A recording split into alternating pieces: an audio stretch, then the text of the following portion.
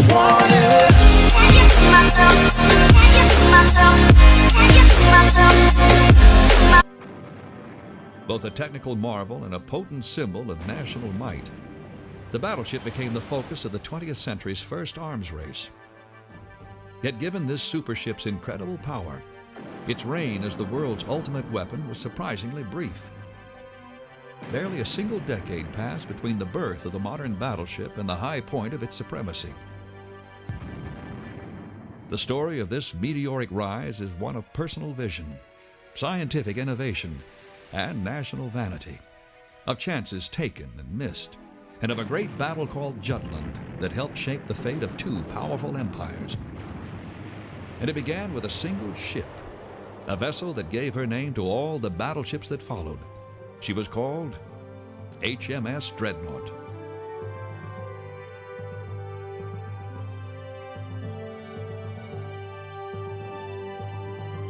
On February 10, 1906, the Dreadnought was launched in Portsmouth, England. The brainchild of iconoclastic British Admiral Sir John Fisher, her name had been carefully chosen to emphasize the ship's awesome power and the storied tradition of the British Navy. Dreadnought's actually an Old English word, literally meaning fear nothing. It's a very old name in the Royal Navy. The first fought against the Spanish Armada in 1588, and there was another dreadnought at Trafalgar. So you can see it's a very, very distinguished name indeed in the Royal Navy. Though in name she came from a long and historic line, in many ways the Dreadnought's revolutionary design represented a complete break with the past. She was the amalgamation of several technologies: long-range guns, guns of a single caliber, high speed, and increased thickness of armor plate. All those factors together produced a really quite astounding warship. 527 feet long, 82 feet wide, and weighing almost 18,000 tons, the Dreadnought was bigger, broader, and heavier than any battleship ever built to that time. A belt of steel armor plate 11 inches thick sheathed her vital parts, and the ship's hull was divided into 18 watertight sections by numerous transverse bulkheads. The Dreadnought's enormous turrets weighed 500 tons apiece, and her 10 12-inch guns could hurl a broadside of 850-pound shells over 10 miles. This is a 12-inch shell. It's very similar to the sort of shell that would have been used on HMS Dreadnought. A 15-inch shell would come to about here. So that gives you some idea of the weight and authority of these kind of projectiles.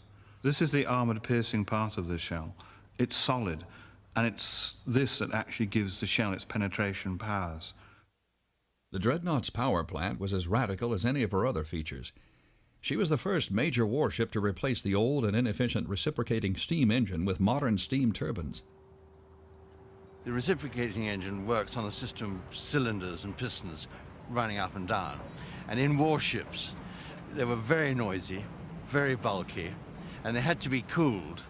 Now, the turbine was something completely different. It was lighter, smaller, more efficient, more reliable, less maintenance. And in fact, her turbines were one of the most fundamental revolutionary points about HMS Dreadnought. Though highly advanced for their time, steam turbines were actually based on the same principle that caused a windmill to operate. What you're looking at here is a turbine from a naval warship of World War II, a heavy cruiser. But it's the same principle as the turbine that was fitted in Dreadnought. There's a main rotor fitted with blades, and high-pressure steam is admitted and passes through and striking and impinging upon each blade and imparting the rotary movement to the rotor. Generating a total force of 23,000 horsepower, the Dreadnought's 8 turbines could drive her at a flank speed of 21 knots, a full 3 knots faster than any battleship in the world. But while the Dreadnought's engines were cheaper to operate, she was hugely expensive to build. At a price of almost £2 million, she cost a full 50% more than earlier British battleships. But Admiral Fisher believed she was well worth the price, judging her to be nearly 3 times as powerful as any warship in existence. Yet even though the dreadnought symbolized the pinnacle of modern engineering, she was the direct descendant of an earlier kind of warship, one that exemplified the state-of-the-art in its time as surely as the dreadnought and the others of her kind did during their brief but eventful span upon the waves. That ship was known as the Ship of the Line. A ship of the line is defined as an 18th century ship that went into battle in line ahead.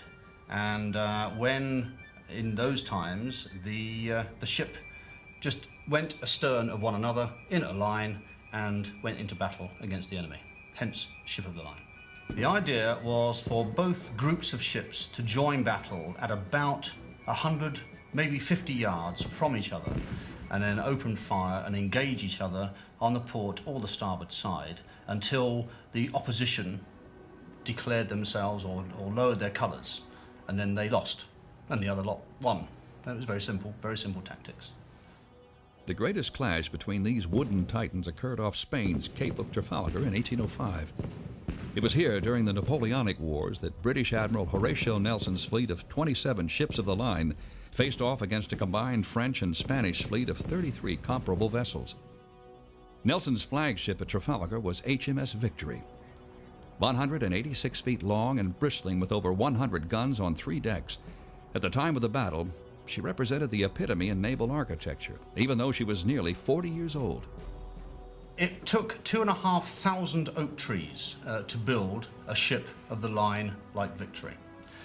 It was manned by 850 servicemen. It had 4 masts, as you know. It had, in full sail, there would be 3.5 acres of canvas, making good between 10 and 12 knots, that's about between 12 and 14 miles an hour, over the sea.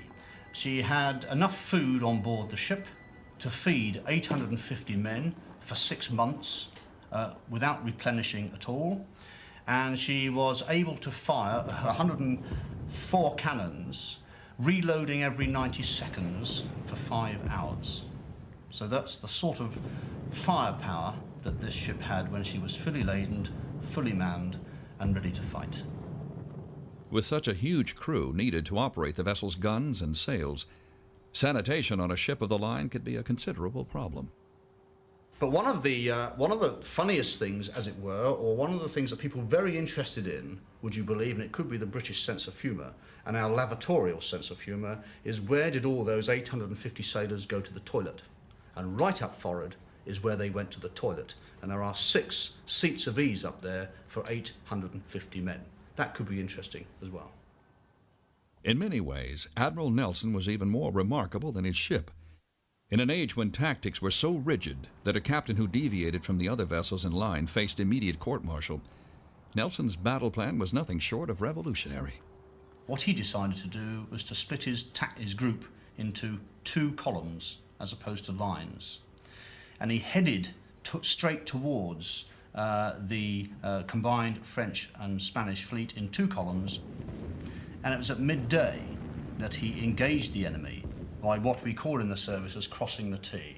To give you an example, that, my arm there, would have been about where the French and the Spanish fleet are. Nelson, in 2 columns, actually coming up and crossing the T like that. But he had to suffer a great deal of damage before he got there. So much so that when he crossed the T, the mainmast of Victory, the mizzenmast of Victory, the steering of Victory was totally demolished. One would say foolhardy, some would say brave. Nelson's bold gamble produced stunning results. His tactics led to the near annihilation of the Franco-Spanish fleet and the total defeat of Napoleon's sea power. Even though he was killed during the battle, Nelson's strategic vision of the decisive sea engagement would endure, creating a legacy that provided a guide and a goal for all the naval clashes of the next century and beyond. But the same could not be said for the ships that Nelson commanded at Trafalgar. Within 2 generations, these venerable sovereigns of the sea would be made completely obsolete by 2 technical innovations that were basic to the development of the dreadnoughts: iron and steam.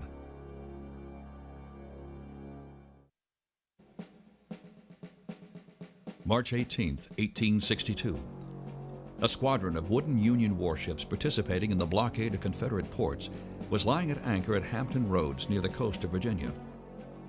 At 12 noon, they were attacked by a strange-looking Confederate ship, a low, oblong vessel plated with iron, named the CSS Virginia.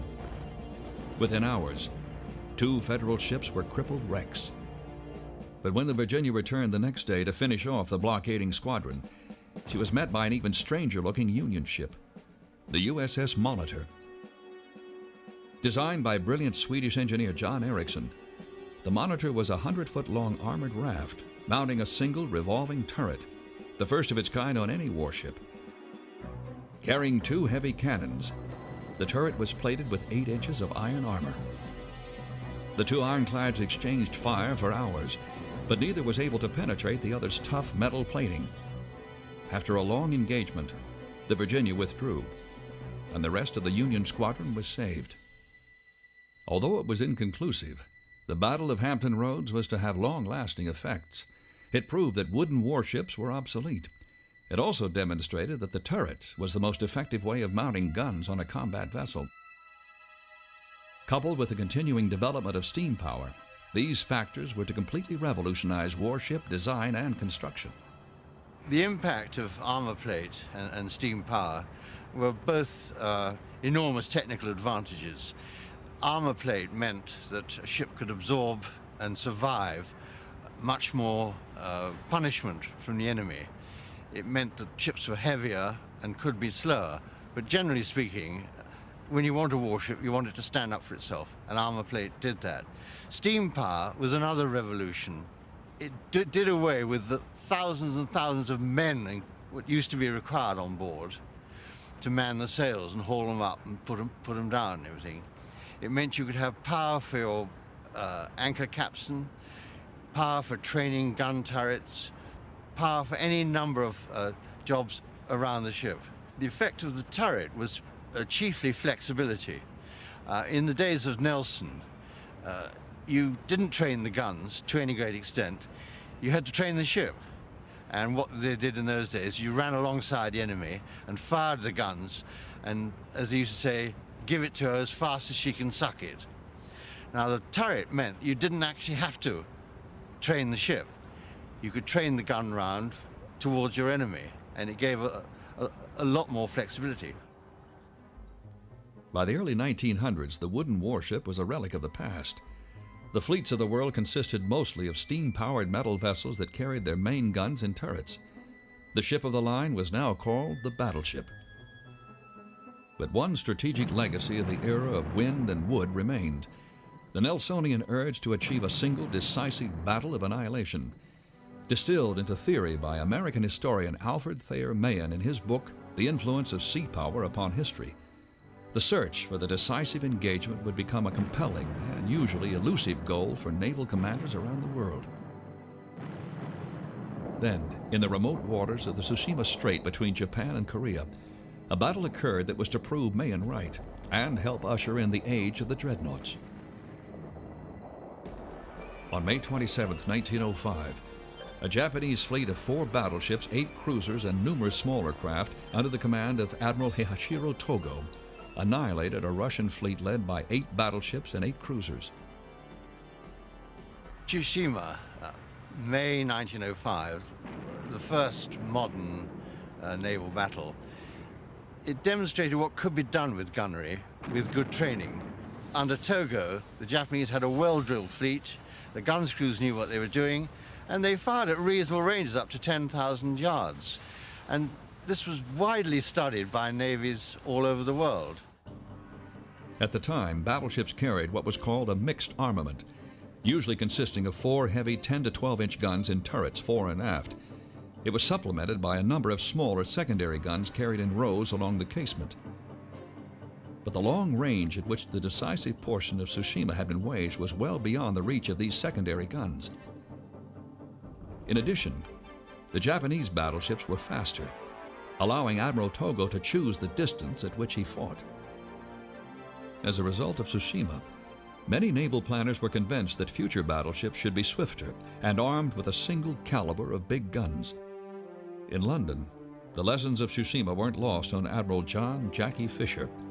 Himself a firm believer in speed and the big gun, he had recently been appointed to Britain's highest naval position of First Sea Lord.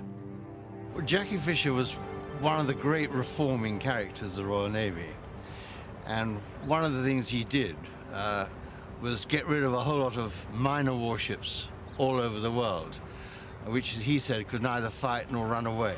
He had his unpleasant side. He was a great one for intrigue. He was a backstabber par excellence. He pursued vendettas against people who had offended him. He pursued other officers' pretty wives. His two main pastimes were ballroom dancing and listening to sermons. A very odd combination. Occasionally, Fisher would even dance by himself when a partner wasn't available. But his greatest passion was for modernizing the British Navy, which was then the most powerful in the world. Drawing on the ideas of Mahon and others, Fisher envisioned nothing less than an entirely new Navy. As its centerpiece, he saw a new kind of super battleship, bigger, stronger, and faster than anything ever built. The result was HMS Dreadnought. But Jackie Fisher wasn't about to stop with the building of a single ship. Using his skills at backroom maneuvering to their fullest, and drawing on his considerable influence with the English monarch, King Edward VII, Fisher was able to ramrod several bills through Parliament that called for larger and even more powerful dreadnought-type warships. The methods used to construct these giants were a unique blend of mechanical and manual labor. But quite a lot of the workers on dreadnoughts couldn't use machines at all. In fact, when it comes to beaming and framing, the individual beam has to be heated up until it's fairly red hot, and it's put on this, laid out on this floor.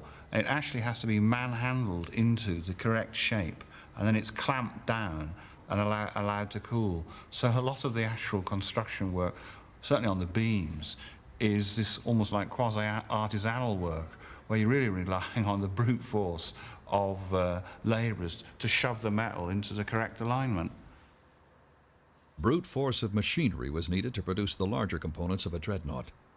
Some aspects of dreadnought construction did rely upon heavy engineering, and you can see this with regard to the manufacturing of guns. In this particular shot, the actual interior barrel of the gun, the one that's going to be rifled, is actually being hammered and hardened by a hammer. In this second photograph, you can see here, this is a 30-ton hammer that is hardening the outer casing for the gun by these constant repetitious banging and hammering. Once the gun barrels were hardened, giant cranes moved them to a different part of the factory for rifling and final assembly. And in this photograph here particularly, you can see how the gun has been placed on a very large lathe, the same situation here. And the lathe is actually carving the necessary rifling into the inside of the barrel to give the precise accuracy which the design requires. This photograph here is of a secondary armament gun barrel placed on a smaller lathe. But it's interesting because you can actually see the start of the process where wire, several layers of wire are ran systematically down the whole length of the barrel to give it some form of strength. And after that was completed, then you get these outer sheeting is placed on the barrel to give it a necessary rigidity to sustain the impact, really, of the shells being ejected. While the guns were being made in one factory, the ship itself was being pieced together in another. The work of designing the thousands of plates that covered a dreadnought required a degree of planning that was unprecedented in the history of warship construction. So if we move on to this picture here, we can see that these workers are actually making a wax model of the lines of the dreadnought. The point of the wax model is not only to actually test the lines of the ship in the tank, but also to draw onto the ship every single major plate that's going to be used in the outer plating.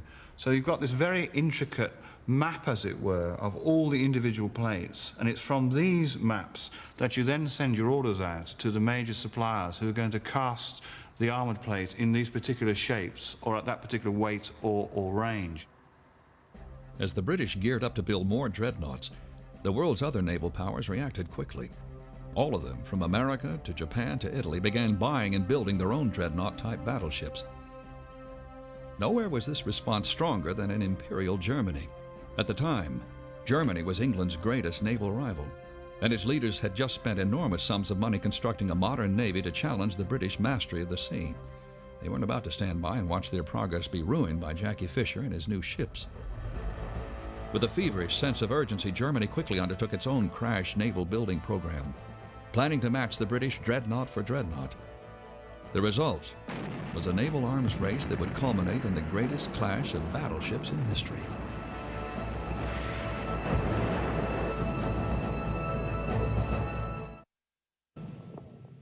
March 7, 1908. At the Imperial dockyards at Wilhelmshaven, the Germans launched their answer to the dreadnought. The German reaction to dreadnought was their version, the Nassau, which again had most of the same features, but in general the German dreadnoughts were slightly tubbier than ours, and slower, and slightly smaller armament, whereas ours were longer and leaner and had more hitting power. Yet in one important respect, the Nassau was markedly superior to her British rival: armor protection. The main belt along her waterline was 11 3/4 inches thick, almost an inch more than the dreadnought. The steel was also of higher quality and better placed than in Fisher's supership. These features would be repeated and refined in all future German dreadnought-type warships, giving them an advantage over the British that would play a crucial role in the Battle of Jutland. But for now, all anyone knew was that Germany had a formidable new vessel to challenge the HMS Dreadnought. The great battleship race was on. Overseeing Germany's side of the contest was its own iron-willed admiral, Alfred von Tirpitz. Von Tirpitz, in a way, was the Jackie Fisher of the German Navy. He was the man who formulated and forced through the modern German Navy. His main advantage was he got on very well with the Kaiser. And after he was appointed Secretary of State to the Ministry of Marine in 1897, an office he held till 1916, he was given the power and the money to double the size of the German Navy, including their dreadnoughts.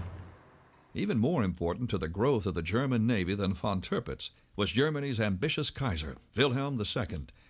In the early 1890s, he had read an American book, The Influence of Sea Power Upon History. Besides a belief in a single decisive naval engagement, Alfred Thayer Mahan's work also preached that a country needed a large navy in order to be a world power. As Wilhelm's visions of an imperial Germany swelled, so did his hunger for an imperial navy. Only one thing stood in the way of his maritime ambitions: the British Navy. But in Alfred von Tirpitz, Wilhelm found the perfect officer to transform his goal of naval power into a reality. By 1906, Germany had built a modern fleet that many observers felt was capable of threatening British supremacy in the North Sea. But the launching of Dreadnought had changed that overnight. Rather than be deterred, von Tirpitz and his Kaiser became even more resolved to outbuild and outgun the British, but their work would be far more difficult than they imagined. In the 2 years since the Dreadnought was launched, Jackie Fisher had ordered the construction of several more Dreadnought-type warships, including a new model called the Battle Cruiser, which was faster but more lightly armored than the new battleships. Jackie Fisher was particularly interested and excited by the Battle Cruiser project because he was primarily concerned with this concept of speed and being able to dictate the terms and impose the concept of warfare on the enemy's ship. The initial thinking behind the Battle Cruiser was that they were big enough and fast enough to drive off enemy cruisers. But they were so large that they almost inevitably took up their place in the line of battle, which they weren't really strong enough to fulfill. When you design warships, there's no free lunch. So to gain extra speed, you had to sacrifice armor, which made battle cruisers very, very vulnerable to gunfire. Unlike some naval planners, Fisher stubbornly refused to see the flaws in the battlecruiser concept. To him, speed equaled armor protection, since the faster ship should always be able to withdraw if it faced stronger opposition. Despite the grumblings of critics, Fisher insisted that more of the ships be built. and the public quickly fell in love with the fast and powerful vessels. To match the British, von Tirpitz also started building battlecruisers. But in keeping with German-designed concepts, he sacrificed a few knots of speed to keep their level of armor protection greater than their British counterparts. As the battleship race heated up, new classes of dreadnoughts were built on either side with dizzying speed, each one bigger, faster, and more expensive than the last. The initial dreadnought was herself rapidly replaced within 4 or 5 years by the constructions of super dreadnoughts. And you can see this development in the enormous increase in the tonnage of the ships. Dreadnought was only 18,000 tons, but I mean, when you get to the Queen Elizabeth class of 1912, you're up to 33,000 tons. And when you get to the Hood class of 1918, you're on 44,000 tons deep load. And that's a totally different concept of warfare and oceanic fighting. And in a sense, dreadnought is already obsolescent before the First World War starts. Added to the already unstable European political situation, the battleship race only intensified the volatile relations between England and Germany.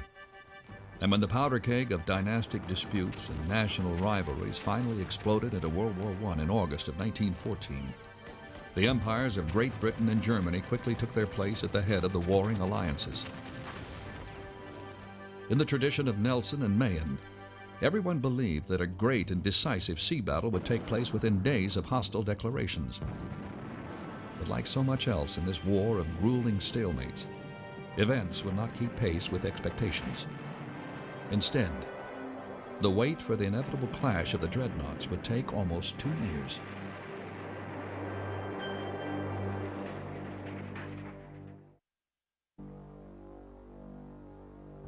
On May 30th, 1916, Admiral Sir John Jellicoe, commanding the British Grand Fleet from his flagship HMS Iron Duke, sailed secretly from the fleet anchorage in Scotland. Jellicoe's 27 dreadnoughts steamed east across the North Sea in support of the 10 dreadnought battlecruisers and battleships under the command of Vice Admiral Sir David Beatty, which were scouting ahead of Jellicoe's main force. Meanwhile, Vice Admiral Reinhard Scheer, commanding Germany's high seas fleet from his flagship, Friedrich der Grosse, was unaware that both Jellicoe and Beatty's ships were steaming his way. Scheer had moved his main battle fleet of 16 dreadnoughts and 6 older battleships into the North Sea just a few hours behind the 5 swift dreadnoughts and Rear Admiral Franz von Hipper's battlecruiser group.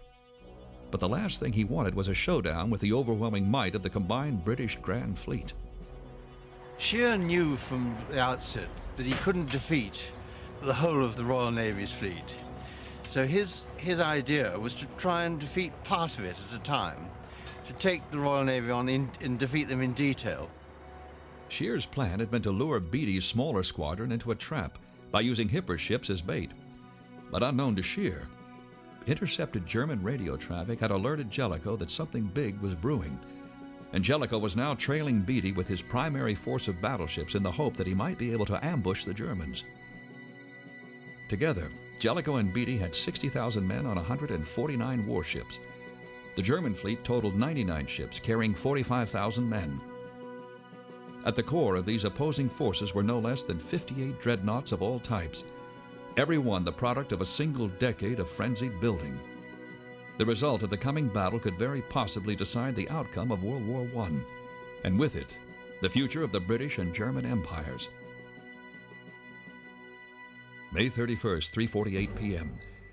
Just over 50 miles off a sandy spit of land on the coast of Denmark called Jutland, Hipper and Beatty's battlecruiser squadrons sighted each other through patchy mist and fog. Though Jellicoe and Scheer were still miles away, heading for the area, both Beatty and Hipper were planning to attack in an effort to delay each other until their heavier forces closed in. At a range of 15,000 yards, the British and German battlecruisers opened fire. Sharply silhouetted against the western sky, the German fire quickly zeroed in. Within minutes, Beatty's flagship HMS Lion took 4 hits. Heavy shell from Hipper's flagship cut through the 9-inch armor of Lion's midships turret, killing the crew and setting fire to the powder charges in the ammunition hoist that led to the magazine. The only thing that saved the ship was the heroism of the turret commander, Major Francis Harvey of the Royal Marines. Harvey himself was very badly wounded, but he collected himself in time to order the magazine below to be flooded and the magazine door to be shut. And that saved Lion, because as things were in the battle cruisers then, there was a trunking leading from the gun turret down to the magazine. Once the turret had been hit and there was a flash, the flash would travel down the trunking and ignite the magazine. Thanks to Major Harvey's warning, by the time the flash reached the magazine, the crew had just closed the doors. Some of them were found dead afterwards with their hands still on the door clips. But their heroic sacrifice had saved hundreds of their crewmates and their ship. Other British battlecruisers would not be so lucky. The 12-inch guns of the German battlecruiser Von der Tann arced shells at HMS Indefatigable. After 2 direct hits, the Indefatigable suddenly exploded in a sheet of flame and smoke. 1,015 officers and men disappeared with her. The thinner armor of the British battlecruisers was showing itself to be a serious design flaw with tragic results.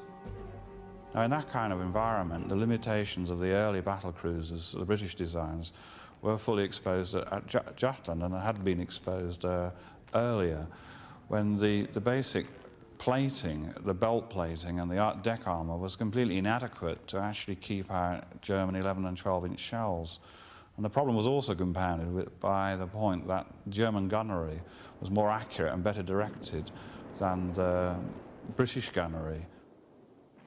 Despite the poor British marksmanship, Hipper's battlecruisers were still taking a terrible beating, but their thicker armor was protecting them, at least for now. Then, disaster struck the British again. German shells ripped through the thin skin of the 26,000-ton Queen Mary, exploding in her magazines. Only 20 survivors out of a crew of 1,266 were rescued. Yet on the bridge of the Lion, Admiral Beatty remained unflappable.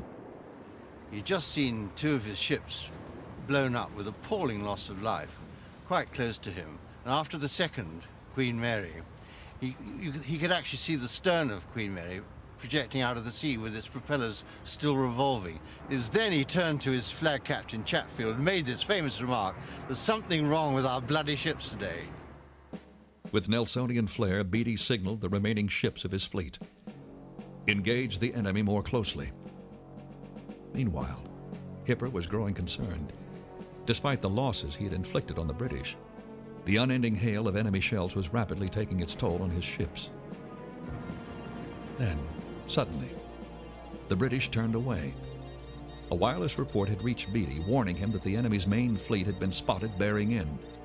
Scheer had sprung his trap. But Beatty was drawing the enemy into a counter-trap, luring Scheer's dreadnoughts into the path of Jellicoe's overwhelming force, which was now only a few miles away. The maneuver worked perfectly. Scheer and Jellicoe were steaming right at one another.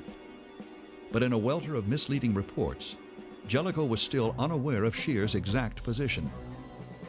The first ship Jellicoe saw was Beatty's Smoking Lion. Jellicoe immediately signaled, "Where is the enemy's battle fleet?" Beatty replied, "Enemy battle fleet bearing south-southwest." Though it was still gallingly vague, the report brought Jellicoe the news he had been waiting to hear since the beginning of the war. The great clash of main battle fleets that everyone had so long anticipated was about to begin.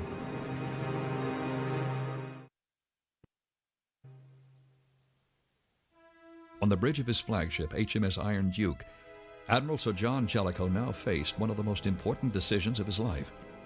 Knowing the approximate position of the German fleet before he himself had been sighted could give him a tremendous tactical advantage. But every minute that passed brought Scheer's dreadnoughts 3/4 of a mile closer. If he didn't deploy his fleet perfectly and fast, Jellicoe would miss his chance. Before going into action, they'd have to deploy one way or the other, so they could bring all their guns to bear. And the question was, which way to go, to port or starboard? Now, all day, Jellicoe had only the barest information about his enemy.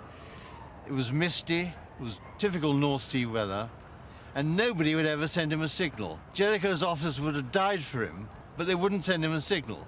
Consequently, he had to work out where his enemy was. At last, he got a flash message from Lion. The enemy is in sight. And he had only a few seconds to make up his mind.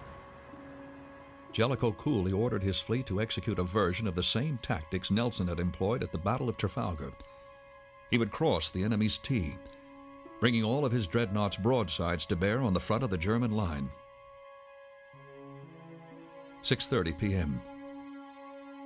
With the German High Seas Fleet now in range, the 7-mile-long battle line of the British Grand Fleet opened fire with the most powerful barrage in the history of naval warfare. For Vice Admiral Reinhard Scheer, the shock was devastating. He didn't even know the Grand Fleet was at sea until he saw the muzzle flashes of the British guns. The horizon was completely obscured by a line of dark shapes, the twinkling of flashing and firing. The whole horizon was a mass of ships, and Scheer was advancing against what was a solid wall of steel. Ripped by gunfire, the German battlecruiser Lutzow lurched out of line, sinking. But the rest of the German dreadnoughts continued to hit back at the British with devastating effect. Within minutes, another British battlecruiser, the HMS Invincible, was torn apart by a catastrophic explosion. Yet Scheer's position was still grave. His fleet was steaming straight into the jaws of an overwhelming British force. With the fate of the High Seas Fleet hanging in the balance, Scheer ordered all of his dreadnoughts to simultaneously reverse course. And as he advanced, he realized that his ships were being battered to pieces. He was suffering tremendous losses. And the only way he could extricate himself was to order an about turn, not one by one, but all together. So his entire squadron carried out a 180-degree turn. It's known as the battle turn. At first, Jellicoe was baffled by the maneuver. But even after he realized what Scheer had done, he cautiously chose not to pursue. Suspecting that the German fleet had left its wake littered with mines, Jellicoe instead decided to try and cut the High Seas Fleet off from its base. Then, just 20 minutes after he had brilliantly extricated his fleet from certain destruction, Scheer did the unthinkable. He reversed course again, turning back toward the savage fire of the British Grand Fleet. His motives then are not quite clear. Sometimes he claimed that he was aiming for another go at Jellicoe's ships. Sometimes he says that he was trying to make his base and felt that Jellicoe was to the south and east of him. Whatever the reason for Scheer's turn, John Jellicoe was granted a gift that is all too rare in warfare: a second chance. With his battlecruisers leading the way, Scheer's fleet advanced out of the mist. Once again, the Grand Fleet poured fire on the German dreadnoughts. Quickly realizing his mistake, Scheer for the third time ordered his fleet to about face. But he knew it would take more than a battle turn to save him now. He needed some kind of rear guard action to cover his escape. With grim resolve, he flashed a signal to his 4 remaining battlecruisers. Rain and Infanged.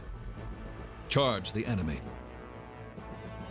Displaying a gallantry that has rarely been equaled, the battered German battlecruisers headed at top speed into the iron ring of British dreadnoughts. It was a charge that would come to be known as the Death Ride. Hammered by the concentrated fire of the entire Grand Fleet, the German ships were forced to break off the attack after only a few minutes. Yet though they had been badly mauled, incredibly, none of them were sunk. Admiral Tirpitz's insistence on extra armor for his battlecruisers had paid off. The whole Death Ride, as it was called, seemed to fizzle out in the end in what can only be called an anticlimax. But the main object had been achieved, that Scheer had extricated his ships from what was a very, very nasty position indeed. But the High Seas Fleet was not safe yet. As the Germans retreated from the British in confusion, it appeared that Jellicoe had a second Trafalgar within his grasp. Then, at 7:18 p.m., Scheer ordered his destroyers to launch a torpedo attack on the pursuing British. Rather than risk his dreadnoughts, Jellicoe again displayed caution by turning his fleet away from the streaking German torpedoes. By the time he turned back to his original course, Scheer had escaped into the deepening gloom. But the British commander still had one more card to play. The Grand Fleet was now between Scheer and his base. If he positioned his fleet skillfully, Jellicoe could trap the Germans again. However, in the confused night action that followed, the entire high seas fleet somehow managed to pass through the swarms of British lookout ships without being detected. Admiral Jellicoe's final chance for victory had melted away in the swirling mists of the North Sea.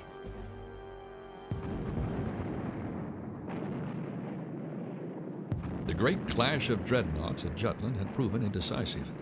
Far from fulfilling the legacy of Nelson and Mahon, the years of economic, industrial, and technological effort represented by the two great fleets had been undone by the vagaries of poor visibility and questionable judgment. The Germans had lost one dreadnought-type battlecruiser and 10 other ships. 2,551 German seamen were killed. The British lost 14 ships and 6,097 men, over half of them in their 3 ill-fated battlecruisers. Yet despite the terrible punishment they received, not a single one of the more heavily armored dreadnought-type battleships had been sunk. It was a testament to the toughness and sophistication of their designs that they had been able to withstand the most intensive fire in the history of naval warfare and still survive. Following Jutland, British and German dreadnoughts would not face each other in battle for the rest of World War I. In fact, the Battle of Jutland was to be the first and last time that large fleets of dreadnoughts would ever collide in combat. I think the reason Jutland was the first and last time that dreadnoughts engaged each other on that scale was quite simply that the same circumstances never arose again. The high seas, the German high seas fleet did put to sea again in 1918, and we had great hopes of another engagement, but it came to nothing. By the time the next war came along, the capital ship was the aircraft carrier, and the battleship's primary object then became the defense of the aircraft carrier. So I think the times are just not right for another Jutland. The golden age of the dreadnoughts was over. It had been barely 10 years since the driving will of Admiral Jackie Fisher had led to the birth of HMS Dreadnought. Yet in that brief span, the dreadnought-type warship had risen to become one of the most feared and admired vessels of all time. What's always appealed to me about dreadnoughts is first, they were a magnificent fighting weapon. They were designed for a purpose, which they filled enormously well. And secondly, they looked the part.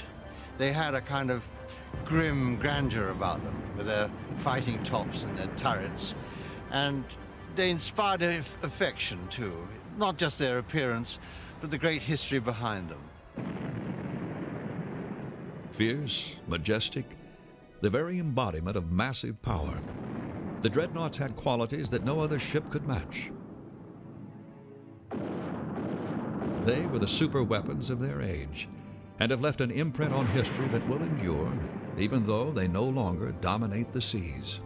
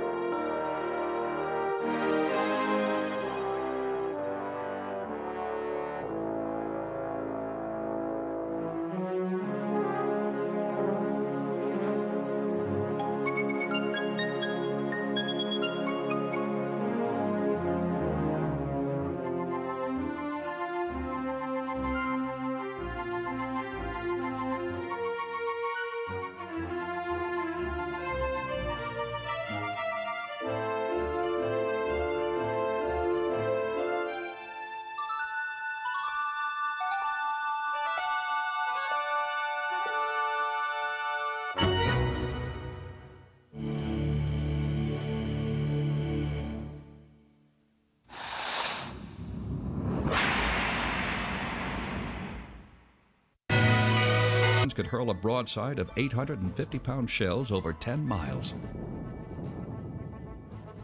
This is a 12-inch shell. It's very similar to the sort of shell that would have been used on HMS Dreadnought. A 15-inch shell would come to about here. So that gives you some idea of the weight and authority of these kind of projectiles. This is the armoured piercing part of the shell. It's solid, and it's this that actually gives the shell its penetration powers. The Dreadnought's power plant was as radical as any of her other features. She was the first major warship to replace the old and inefficient reciprocating steam engine with modern steam turbines. The reciprocating engine works on a system of cylinders and pistons running up and down. And in warships, they were very noisy, very bulky, and they had to be cooled. Now, the turbine was something... Followed. She was called HMS Dreadnought.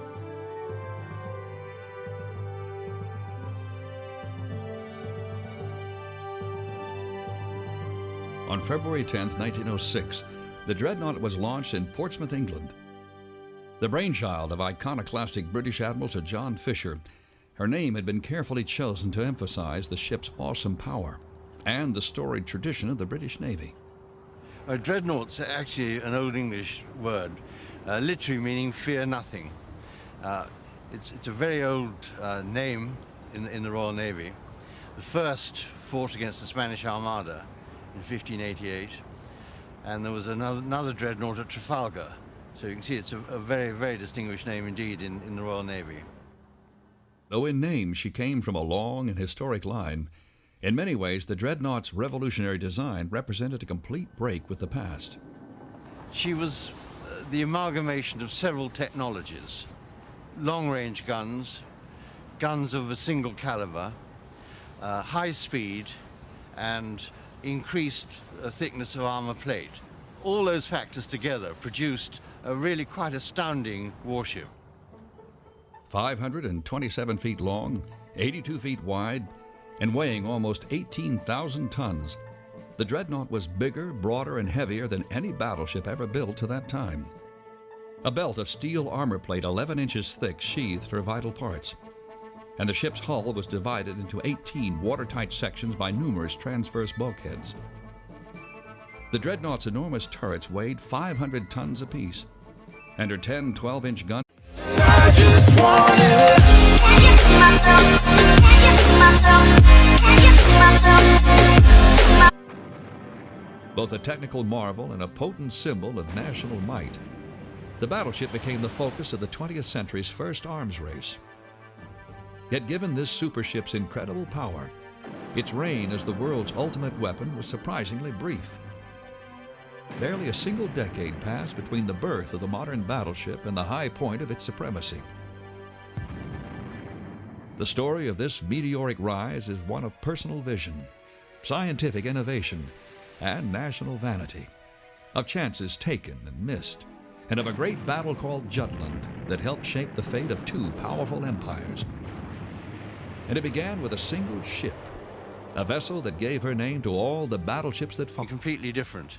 It was lighter, smaller, more efficient, more reliable, less maintenance. And in fact, her turbines were one of the most fundamental revolutionary points about HMS Dreadnought. Though highly advanced for their time, steam turbines were actually based on the same principle that caused a windmill to operate. What you're looking at here is a turbine from a naval warship of World War II, a heavy cruiser. But it's the same principle as the turbine that was fitted in Dreadnought.